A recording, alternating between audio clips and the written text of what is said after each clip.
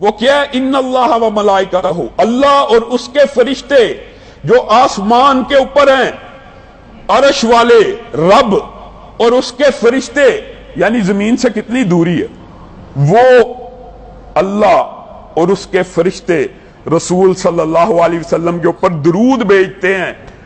ऐ जमीन वालों, ऐ पस्तियों में रहने वालों, अगर तुम भी अरूज हासिल करना चाहते हो तो अल्लाह के रसूल के ऊपर दुरूद भेजा करो।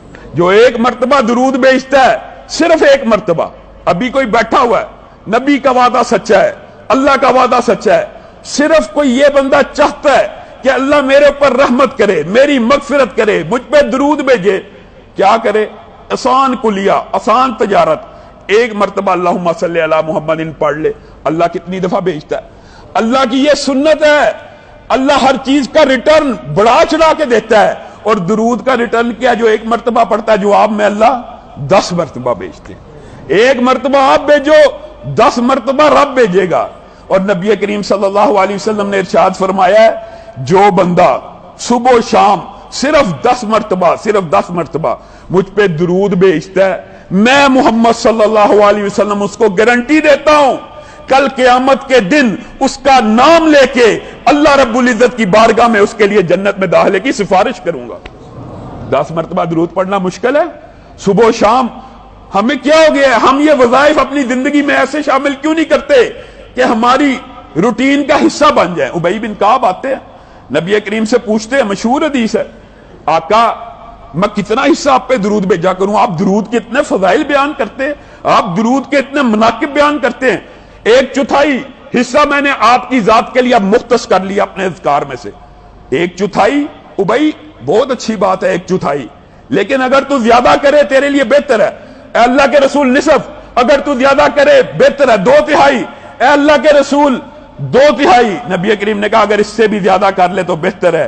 कहा फिर मैं कोई जिक्र नहीं किया करूंगा, फिर मैं सिर्फ दुरूद ही पढ़ा करूंगा।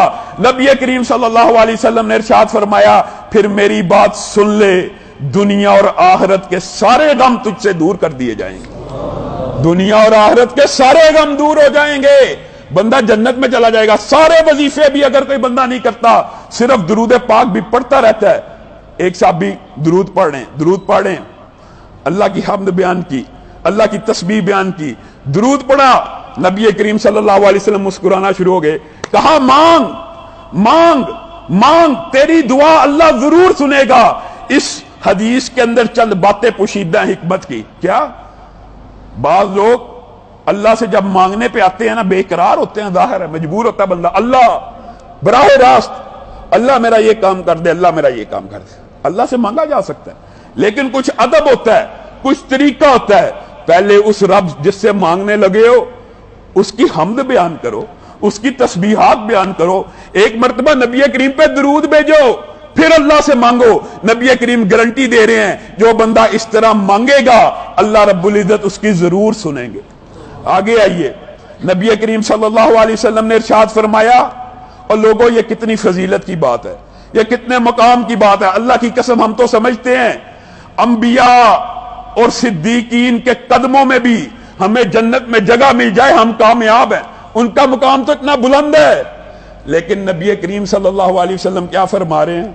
जो दुनिया में जितना ज्यादा दुरूद पढ़ता होगा, कल क़यामत के दिन मुझ मोहम्मद सल्लल्लाहु अलैहि वसल्लम के उतना करीब होगा।